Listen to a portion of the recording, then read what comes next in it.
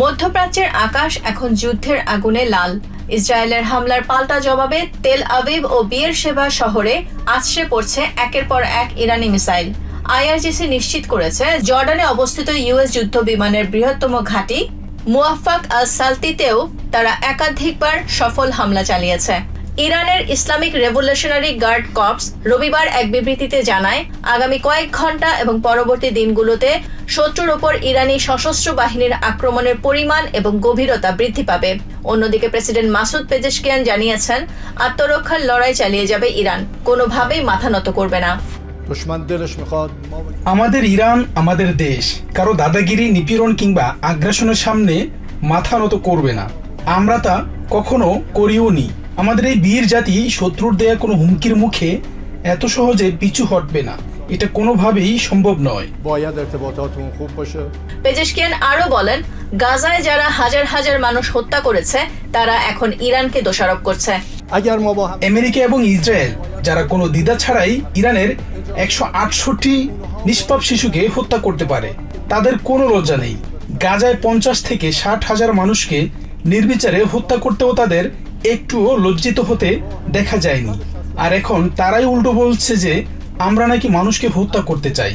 যারা আমাদের দেশকে আক্রমণ করবে আমরা তাদের বিরুদ্ধে সর্বশক্তি দিয়ে দাঁড়াবো এবং পূর্ণ শক্তি দিয়েই তার পাল্টা জবাব দেব। ইরানের প্রেসিডেন্ট এ সময় আবারও প্রতিবেশী দেশগুলোকে পশ্চিমা ষড়যন্ত্রের বিষয়ে সতর্ক করেন।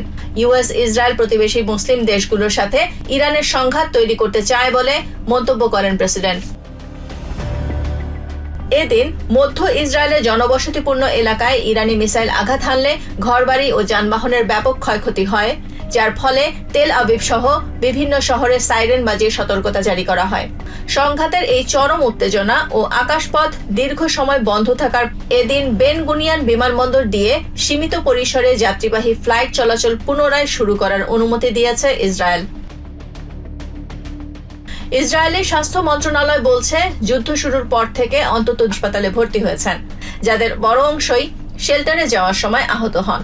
অন্যদিকে লেবাননের সাম্প্রতিক অভিযানে 2 ইসরায়েলি সেনা নিহত হয়েছে বলে জানিয়েছে আইডিএফ। এদিকে যুদ্ধের দামামার মাঝেই সাংবিধানিক পথে পরবর্তী সর্বোচ্চ নেতা নির্বাচনের প্রক্রিয়া শুরু করেছে ইরান। ইরানের অ্যাসেম্বলি অফ এক্সপার্টস এর সদস্য আহমেদ আলাম আল হোদা জানিয়েছেন, পরবর্তী সুপ্রিম লিডার নির্বাচনের ভোট প্রক্রিয়া সম্পন্ন হয়েছে এবং নতুন নেতা চূড়ান্ত করা হয়েছে। অ্যাসেম্বলি অফ এক্সপার্টস এর সচিবালয়ের প্রধান সৈয়দ হাশেম হোসাইনি বুশেহরি এই সিদ্ধান্তের আনুষ্ঠানিক ঘোষণা দেবেন বলে জানান এই কর্মকর্তা। Nahid Sihan, TVN24 news desk.